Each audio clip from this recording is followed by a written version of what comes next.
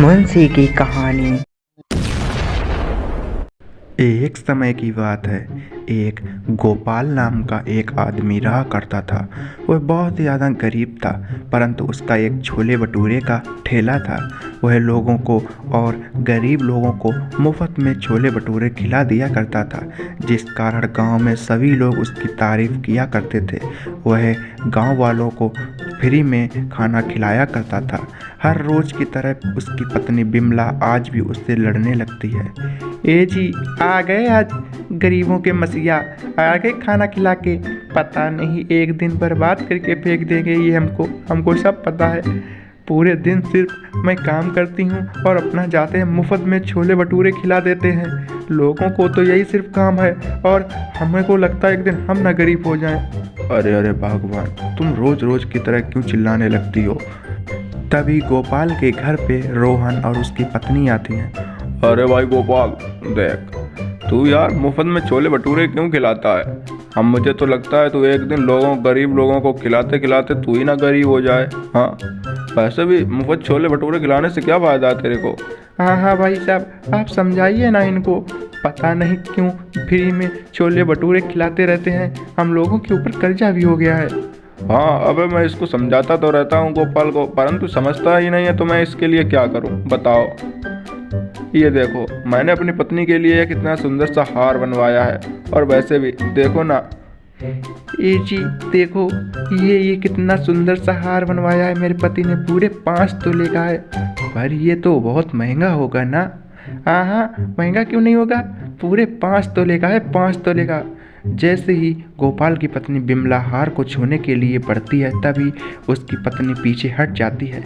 माफ़ करना बहन जी, ये हार सोने का है और कल ही बनवाया है।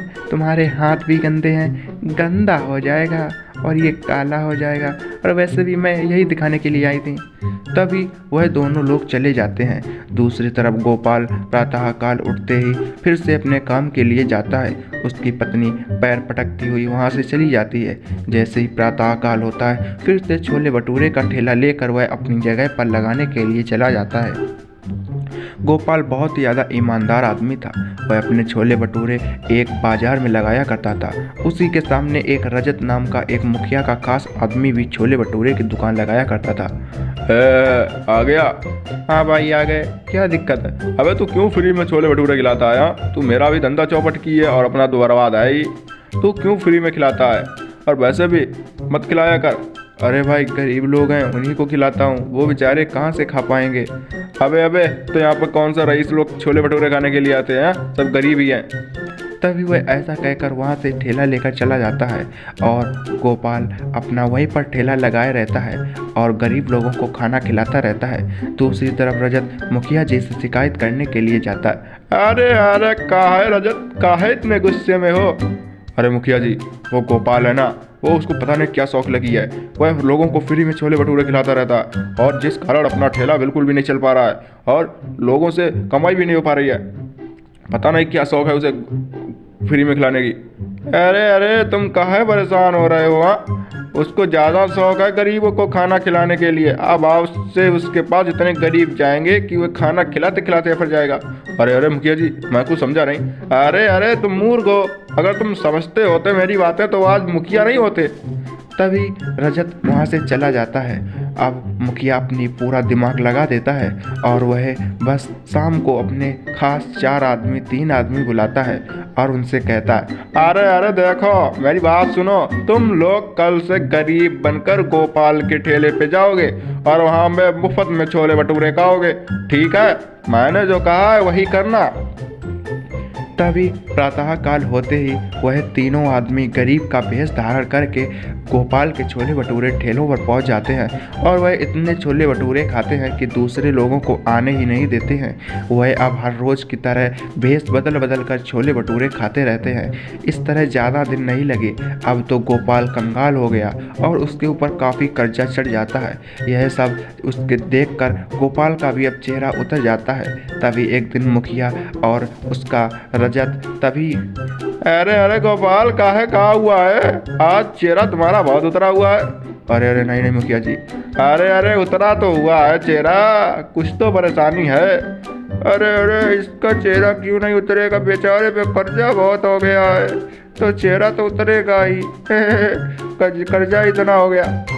अरे अरे नहीं भाई, वो बात नहीं है। अरे फिर कैसी बात है? मेरी बात ध्यान से सुनो। आज वो जिनसे तुमने कर्जा लिया था वो लोग आए थे मेरे पास, और वो कह रहे थे कि गोपाल मेरा रुपया नहीं दे रहा है, और यदि तुमने उन लोगों का रुपया नहीं दिया तो मुझसे बुरा कोई नहीं होगा। मैं तुमको सिर्फ 3 दिन की मोहलत देता हूँ। अरे मुखिया जी, पर ये 3 दिन तो बहुत कम है।